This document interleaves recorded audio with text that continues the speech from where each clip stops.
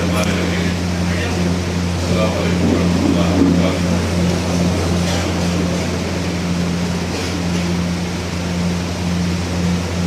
میرے عزیز دوستو، سلیان مسجد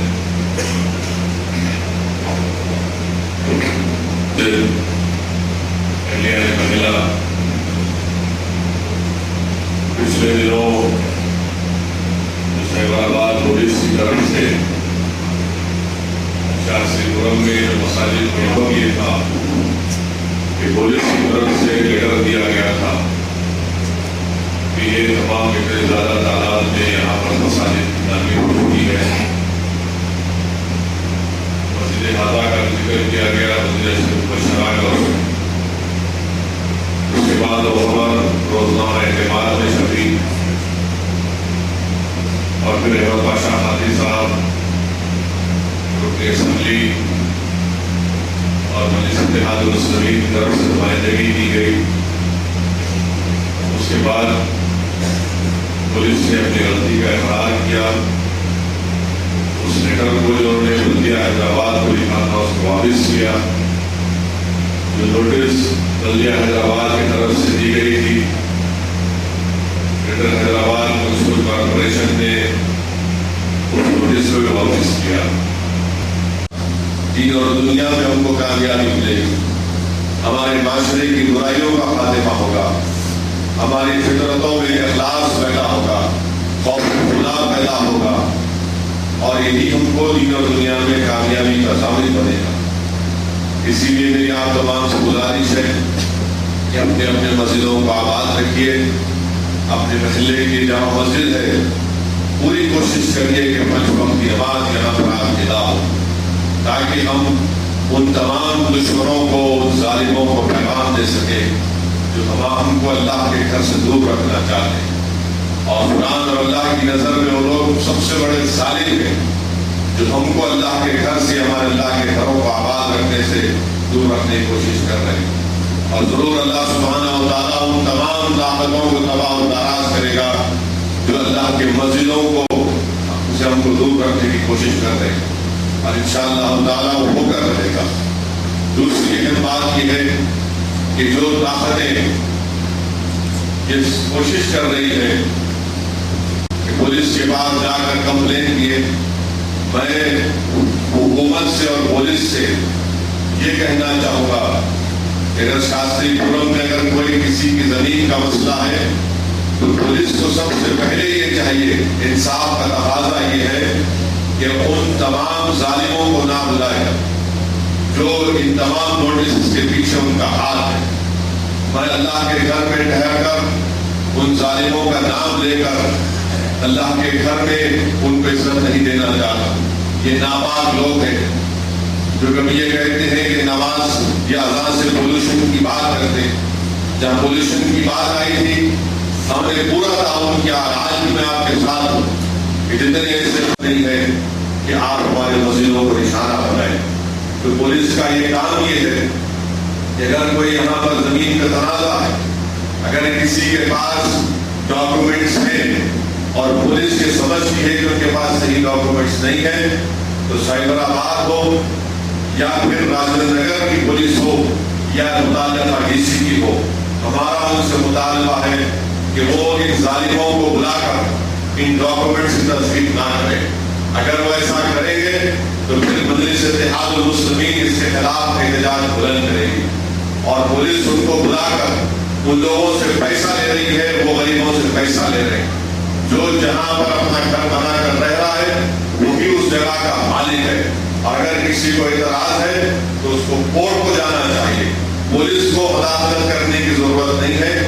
کورٹ اگر کسی کے حق میں فیصلہ لیتی ہے تو یقیناً وہ جگہ کا مالک ہوتا، اور پولیس اسی وقت آ کر کورٹ کے آرڈر پر عمل آوری کرے۔ یہ ذاتی تنازعات میں کوئی ضرورت نہیں ہے پولیس کو ان ظالموں کو بلا کر ان سے تصدیق کروانا جو اپنا پیسہ کما رہے ہیں، غریبوں سے پیسہ کما رہے ہیں، اور معلوم ہوا ہے کہ پولیس اس میں اپنا کچھ حساب کتاب کر رہی ہے، تو مجلس اس حرکت کی مذمت کرتی ہے۔ تیسری بات میں آپ سے کہنا چاہوں گا کہ ہمارے ملک میں عجیب و غریب ماحول بنتے جا رہا ہے. کل ہی ہم نے دیکھا کہ ہمارے ہندوستان کے جو کلچرل منسٹر ہیں، کلچرل منسٹر کا نام شرما ہے، اور یہ شرما کو کوئی شرم نہیں آتی اس طرح کا بیان دیتے ہوئے. شرما نے کیا کہا؟ جو کلچرل منسٹر ہے شرما نے کہا کہ ہندوستان کی آتما قرآن نہیں، ہندوستان کی آتما جو ہمارے ہندو مذہب کی مقدس کتابیں ہیں، چاہے رامائن، گیتا ہو یا مہابھارت ہو، وہ آتما ہے، قرآن نہیں. ہم حکومت ہند سے، وزیر اعظم مودی سے پوچھنا چاہتے ہیں، مسٹر مودی، آپ جو کہہ رہے تھے نا کہ میں مسلمان کے ہاتھ میں قرآن ہے، ہاتھ میں کمپیوٹر دوں گا، تو پھر یہ تمہارا کیسا انکلچرڈ کلچرل منسٹر ہے جو یہ کہہ رہا ہے کہ قرآن اس ملک کی آتما کسی میں ملتی ہے تو قرآن کریم میں ملتی ہے. یہ قرآن کریم صرف مسلمانوں کے لیے نازل نہیں کیا گیا، یہ قرآن کریم تمام انسانیت کے لیے نازل کیا گیا.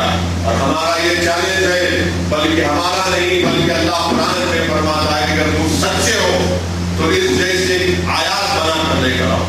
اگر تم سچے ہو تو قرآن میں جو موجود آیات جیسے آیات بنا کر لاؤ. اور دوسری بات یہ ہے کہ کہاں گیا مودی کا وہ نعرہ کہ میری نظر میں کتاب صرف ہندوستان کا آئین یا کانسٹیٹیوشن. کیا بات ہے کہ وزیر اعظم ایک بات کہتے ہیں اور ان کا کیبنٹ کا وزیر یہ کہتا ہے کہ قرآن اس ملک کی آتما نہیں. اور پھر تیسری بات اس ملک کا، ہمارے ملک کا کلچرل انکلچرڈ منسٹر کہتا ہے کہ مرحوم سابقہ صدر جمہوریہ کلام مسلمان ہوتے ہوئے وہ راشٹروادی تھے.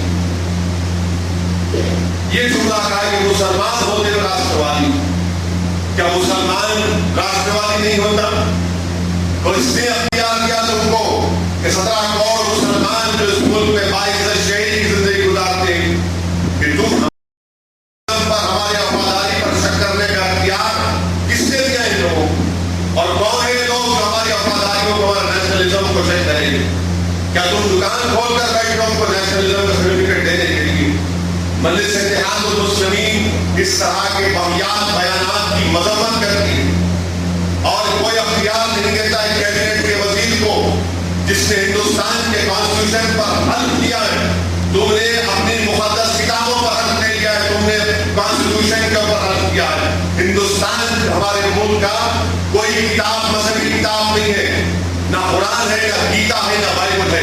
ہندوستان کی مقدس کتاب کانسٹیٹیوشن ہے جو تمام ہندوستانیوں کو حقوق دیتا ہے.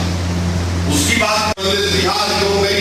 میں اس موقع کا فائدہ اٹھا کر انتظامیہ کی اجازت سے یہاں پر کچھ بات کہنا چاہ رہا ہوں کہ مجلس اگر بہار کو گئی تو کوئی آسمان نہیں ٹوٹنے والا ہے.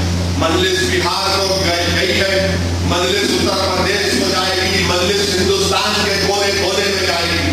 کنیا کماری سے لے کر کشمیر تک مجلس جائے گی. دنیا کی کوئی طاقت ہم کو روک نہیں سکتی. یہ جمہوریت ہے اور جمہوریت میں ہم مظلوموں کی آواز بن کر اٹھیں گے.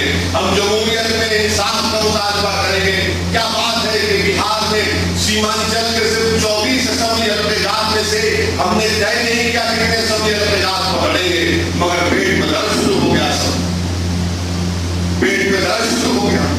ہم پہ الزام لگاتے تو بتاؤ پھر بہار کے اسمبلی میں کتنے مسلمان لے رہے ہیں؟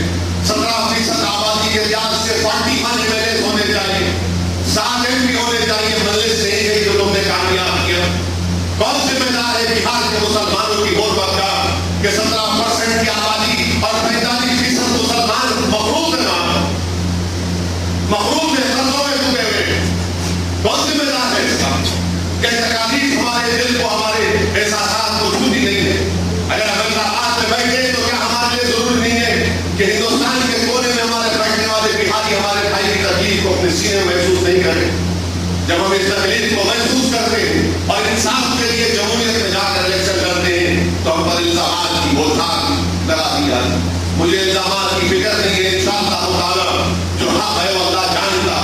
مگر میں آپ سے بتا رہا ہوں کہ وقت اور حالات ایسے ہیں کہ ہم کو متحد رہنا پڑے گا، اپنے مسجدوں کو آباد کرنا پڑے گا. ظالموں سے دوری اختیار کریے، جو جھوٹ بول رہے ان کو پہچانیے. اور میں اور مجلس اتحاد المسلمین ہو یا بادشاہ حاضری ہو، کوئی بڑا کام نہیں کہ یہ ہماری ذمہ داری، یہ اللہ کا کرم ہے کہ اللہ سبحانہ و تعالیٰ ہم سے کام لے گا، اور اللہ کے گھروں کی حفاظت کرنا تو ہماری زندگی کا مقصد یہی ایک چیز ہے کہ جب قیامت آئے گی میرے عزیز دوستو تو تمام چیز دنیا کی ختم ہو جائے گی، ہر چیز ختم ہو جائے گی، مگر ایک چیز باقی رہے گی، اللہ کے گھر مسجد رہیں گے، اللہ اس کو اٹھا کر اس دنیا سے اٹھا کر اپنی جنت میں رکھ دے گا۔ اس لیے ضروری ہے میرے عزیز دوستوں، میرے بزرگوں، کہ ہماری ذمہ داری ہے کہ اپنے مسجدوں کو آباد رکھیں اور پیغام دے اس ظالموں کو کہ ہم تمہارے اٹھنے والی انگلیوں اور تمہاری نظروں کا جواب ہم اپنے اللہ کے گھروں کو آباد رکھ کر کریں گے۔ شکریہ، الحمدللہ۔